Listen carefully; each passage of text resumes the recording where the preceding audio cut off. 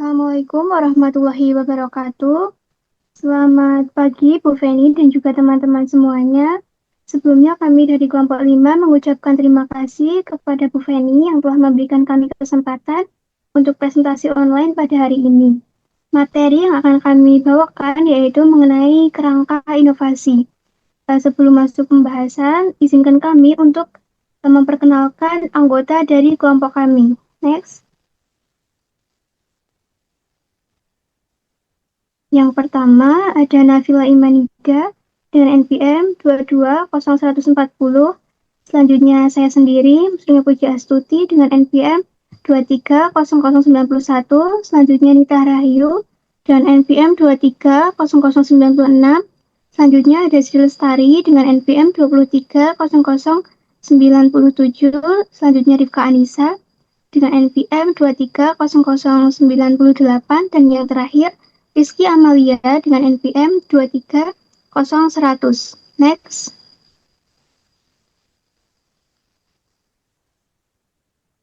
Yang pertama yaitu tentang pentingnya model bisnis. Model bisnis adalah penghubung antara teknologi baru dan juga kesuksesan komersial. Model bisnis menyediakan platform agar penemuan bisa memberi keuntungan pada pelanggan dan juga perusahaan, memberikan nilai pada pelanggan dan juga memberikan keuntungan pada perusahaan. Jadi model bisnis adalah suatu cara ataupun sistem yang menjadi jembatan antara teknologi baru atau ide dan juga penemuan baru dengan keberhasilan suatu bisnis. Dengan model bisnis yang tepat, penemuan baru bisa memberikan manfaat bagi pelanggan, misalnya membuat hidup menjadi lebih mudah ataupun lebih murah dan juga menghasilkan keuntungan bagi perusahaan, misalnya lewat penjualan ataupun langganan. Jadi, model bisnis itu membantu agar sebuah ide bagus tidak hanya berguna, tetapi juga bisa menghasilkan uang dan juga sukses di pasar. Next. Selanjutnya ada 9 blok utama dalam model bisnis. Nah, 9 blok utama ini sudah kita pelajari pada pertemuan lalu, yaitu tentang PMC. Yang pertama ada proporsi nilai, yaitu mencakup nilai ataupun manfaat yang ditawarkan kepada pelanggan. Yang kedua, segmen pelanggan, yaitu mencakup kelompok pelanggan yang menjadi target dari bisnis. Selanjutnya yang ketiga adalah hubungan pelanggan, yaitu bagaimana cara untuk membangun ataupun untuk menjaga hubungan dengan pelanggan. Selanjutnya ada saluran, yaitu merupakan suatu cara dari produk atau jasa itu bisa disampaikan kepada pelanggan. Selanjutnya ada mitra utama, yaitu pihak ataupun mitra yang membantu menjalankan bisnis tersebut. Kemudian selanjutnya ada kegiatan utama, yaitu adalah suatu kegiatan ataupun aktivitas yang harus dilakukan dalam menjalankan bisnis tersebut. Selanjutnya ada sumber daya utama, yaitu merupakan sumber daya adalah yang paling penting dalam menjalankan bisnis tersebut. Selanjutnya ada aliran pendapatan, merupakan keseluruhan pendapatan yang didapatkan dari bisnis tersebut. Nah, yang terakhir adalah struktur biaya, adalah seluruh total pengeluaran biaya yang dikeluarkan ketika menjalankan bisnis tersebut. Kesembilan blok ini saling terhubung satu sama lain dan juga membantu perusahaan dalam memahami cara menciptakan, menyampaikan dan juga memperoleh suatu nilai atau value dari inovasi bisnisnya. Yang selanjutnya akan dijelaskan oleh Nita Rahayu.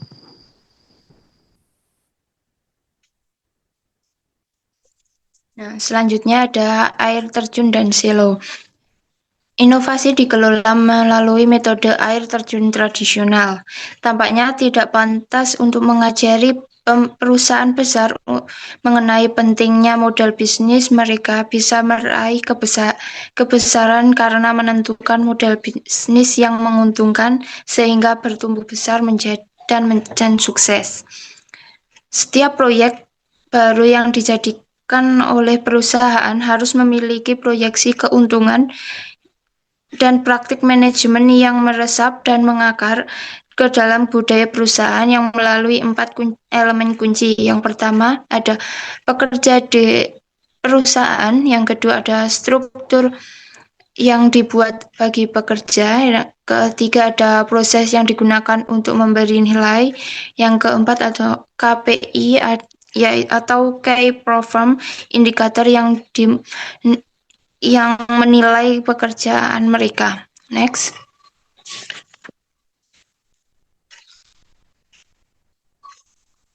Inovasi dikelola melalui metode air terjun tradisional. Dalam konteks ini, inovasi dikelola dengan metode tradisional. Yang pertama, bentuk ideasional atau kompetensi ide. Setelah tim dengan ide yang dipilih diminta untuk membuat rencana bisnis yang kompleks dan komplit.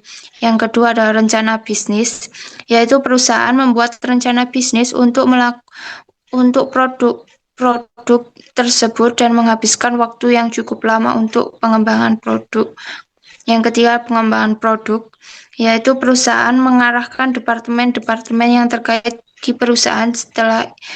Setelah selesai produknya, perusahaan akan meluncurkan.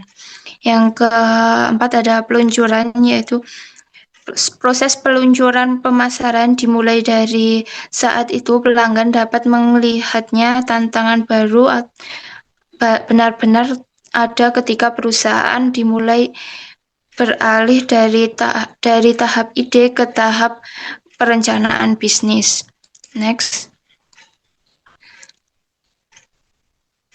Selanjutnya akan dipaparkan oleh rekan saya.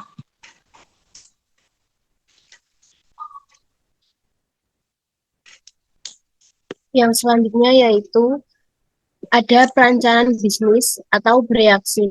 Namun dalam perencanaan bisnis atau bereaksi ini, apabila ada pilihan yang kurang tepat, ini akan berakibat yang tidak baik. Yang pertama yaitu inovator sering dihadapkan pada pilihan antara membuat rencana bisnis panjang atau langsung bereaksi.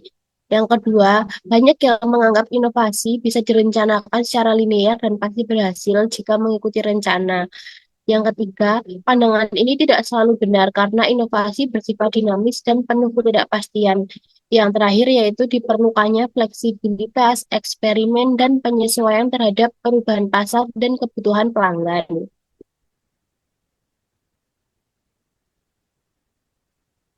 Selanjutnya yaitu adanya perjalanan dari inovasi. Perjalanan inovasi yaitu merupakan proses sistematis dalam menciptakan, mengembangkan, dan menerapkan ide baru agar memberi nilai bagi organisasi dan pelanggan. Kemudian tujuan dari inovasi sendiri yaitu pertama, mengubah ide menjadi produk atau jasa yang bernilai. Kedua, menyesuaikan diri dengan perubahan lingkungan bisnis.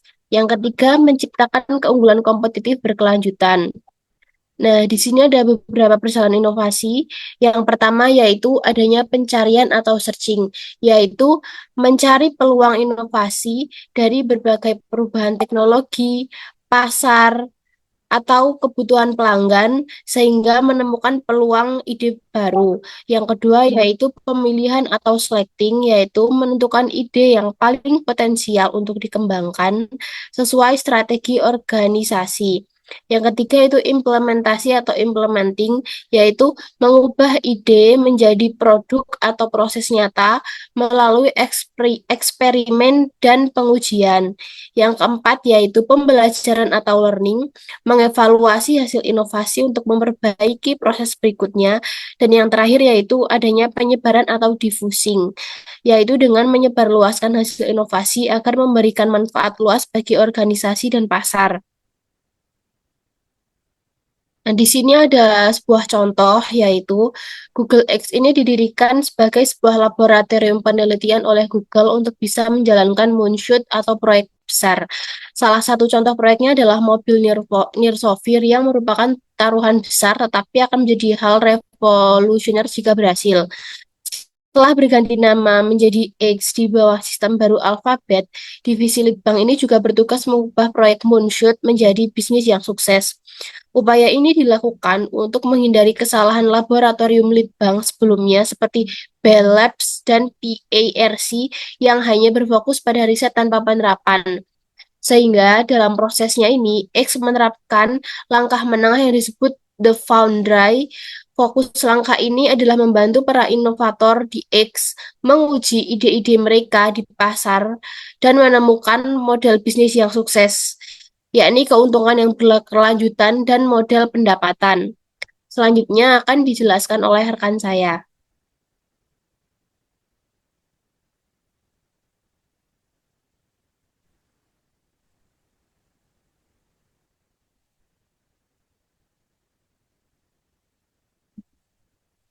Selanjutnya yaitu ada siklus hidup inovasi. Siklus hidup inovasi adalah dua tahap yang luas atau mencari dan mengeksekusi. Eksekusi terjadi ketika telah menemukan sebuah model bisnis yang menguntungkan dan berkelanjutan, atau land product lively atau land PLC-nya. Menerapkan konsep Moore-nya, Ries, dan Blank untuk lingkungan perusahaan. Ada 6 tahap dalam kerangka ini. Yang pertama yaitu ide, kedua itu produk, ketiga eksplorasi, dan keempat yaitu validasi, kelima tumbuh, keenam bertahan dan berhenti. Tiga dan tahap pertama difokuskan pada mencari model bisnis yang berkelanjutan, sedangkan tiga tahap terakhir berfokus pada break pelaksanaan model bisnis yang tervalidasi. Selama tahap ide, tim diharapkan untuk menggambarkan ide produknya dengan perkiraan yang jelas tentang kebutuhan pelanggan dan keselarasan dengan strategi perusahaan. Pada tahap eksplorasi, tim masuk pasar dan fokus untuk menginformasi kebutuhan pelanggan, mengembangkan model bisnis, dan mencari fitur penting yang produk tersebut harus dimiliki. Selama tahap validasi, tim mulai membuat solusi dimulai dalam produk yang layak. Pada tahap bertahan, produk tersebut telah matang dan fokus berubah menjadi eksploitasi dengan mempertahankan pendapatan, profitabilitas, dan kepuasan pelanggan. Inilah sisi positif kerangka kerja yang berdasarkan siklus hidup inovasi. Hal ini memungkinkan inovator untuk bekerja pada ide-ide baru yang besar dan manajer bisa membuat keputusan investasi yang benar. Salah satu penyebab kegagalan inovasi adalah tetap pengembangan yang dilakukan terlalu dini, yaitu ketika sebuah produk dikembangkan sebelum model bisnisnya diujikan. Kerangka kerja inovasi menyeragamkan pandangan dalam bisnis. Next, selanjutnya akan dijelaskan Rizky Amelia.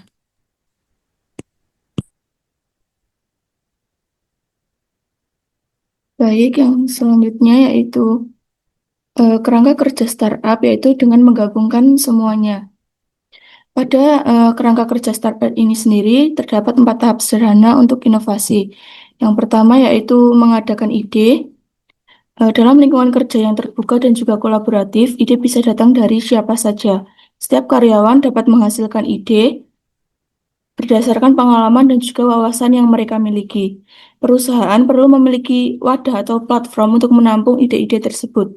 Setelah terkumpul, ide-ide harus dievaluasi untuk memilih mana yang lebih berpotensi dengan melakukan seleksi ide.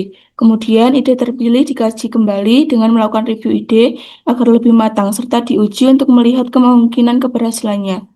Kemudian, tahap yang kedua yaitu menguji ide. Ketika sebuah ide mulai dijalankan, langkah pertama adalah menguji apakah ide tersebut benar-benar dibutuhkan oleh pasar. Kita harus memastikan bahwa pelanggan memiliki masalah nyata yang bisa diselesaikan oleh ide kita. Contohnya seperti mengapa pelanggan mau membeli produk kita. Setelah itu, kita perlu membuktikan bahwa solusi yang diberikan sesuai dengan kebutuhan pelanggan dan juga mereka bersedia untuk membayar. Proses ini bisa dimulai dari pembuatan versi produk paling sederhana, yaitu dengan meminimum viable produk dan terus diperbaiki hingga berhasil. Kemudian, tahapan yang ketiga yaitu dengan mengembangkan ide. Sebelum produk dikembangkan lebih jauh, penting untuk memahami strategi pertumbuhan yang akan digunakan. Nah, menurut Eric Ries ada 3 mesin pertumbuhan. Di antaranya yang pertama yaitu mesin pengingat. Mesin ini berfokus pada membuat pelanggan selalu ingat produk agar mereka terus menggunakannya. Kemudian yang kedua ada mesin viral, yaitu dengan mengandalkan promosi dari pelanggan ke pelanggan lain, misalnya lewat media sosial atau rekomendasi dari mulut ke mulut. Kemudian mesin yang ketiga yaitu mesin berbayar. Pada mesin ini, pertumbuhan didorong lewat iklan atau promosi berbayar. Biaya yang dikeluarkan harus sebanding dengan keuntungan yang diperoleh dari pelanggan. Ketika mesin ini membantu perusahaan untuk memperluas pasar dan juga meningkatkan daya tarik produk. Kemudian tahapan yang terakhir ada memperbarui ide. Setelah produk sukses dikembangkan dan juga menghasilkan keuntungan, perusahaan harus tetap berinovasi. Perusahaan jangan cepat merasa puas dengan keberhasilan yang sudah dicapai, karena kondisi pasar dan juga kebutuhan pelanggan yang selalu berubah-ubah. Model bisnis yang dulu efektif bisa menjadi usang bila tidak disesuaikan dengan perkembangan zaman yang ada. Oleh karena itu, pembaruan ide dan juga melakukan inovasi yang berkelanjutan penting dilakukan agar suatu perusahaan tetap relevan dan juga kompetitif. Next. Untuk yang selanjutnya akan dipaparkan oleh rekan saya.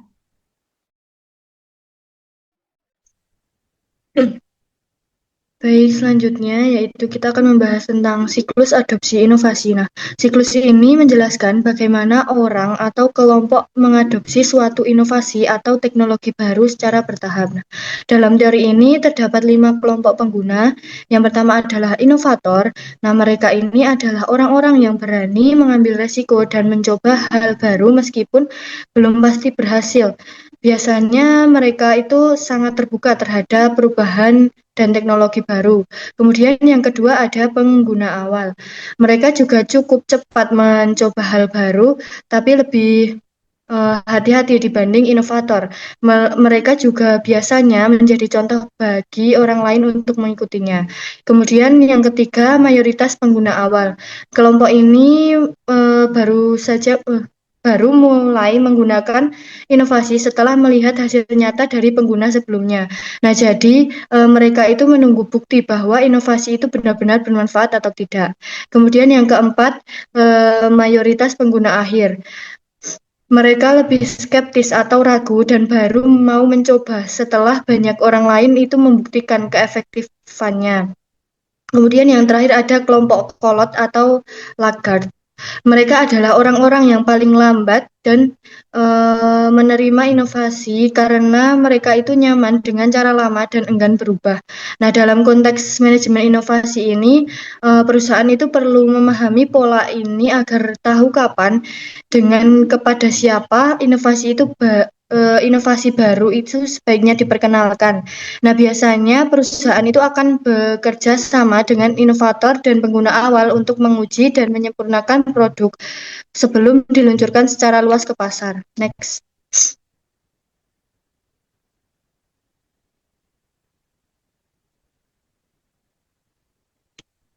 Nah, pada kesempatan kali ini saya akan menjelaskan studi kasus tentang inovasi model bisnis Ruang Guru. Nah, Ruang Guru adalah perusahaan teknologi pendidikan atau EdTech yang berdiri pada tahun 2014 oleh Belva Devara dan Iman Usman.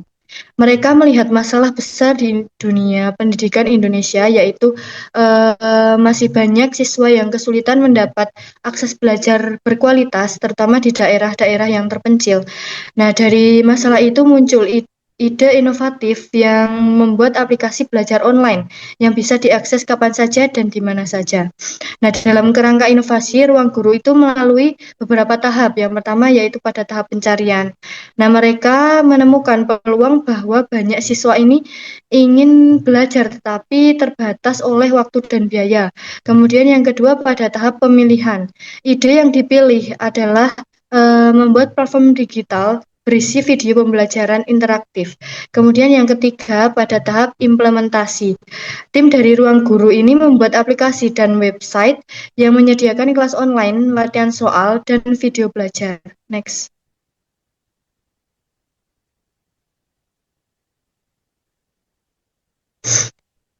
Kemudian yang keempat itu pada tahap pembelajaran. Nah, mereka ini menerima masukan dari pengguna untuk memperbaiki fitur seperti menambah ruang belajar dan kelas live. Dan yang terakhir yaitu pada tahap penyebaran. Setelah sukses di Indonesia, Ruang Guru ini memperluas layanannya itu ke luar negeri seperti Vietnam dan Thailand. Nah, kalau dilihat dari sisi model bisnisnya, Ruang Guru ini menawarkan nilai berupa belajar yang efektif dan fleksibel dengan harga terjangkau. Sumber pendapatannya itu berasal dari langganan, premium, dan kerjasama dengan lembaga pendidikan. Nah, dari segi siklus inovasinya, perjalanan ruang guru ini dimulai dari ide, kemudian diuji coba, divalidasi melalui pengguna, terus berkembang, dan sampai sekarang bertahan dengan berbagai pembaruan fitur. Ruang Guru ini menjadi salah satu platform pendidikan online terbesar di Indonesia dan membantu jutaan siswa mendapatkan pembelajaran yang lebih mudah dan modern. Next.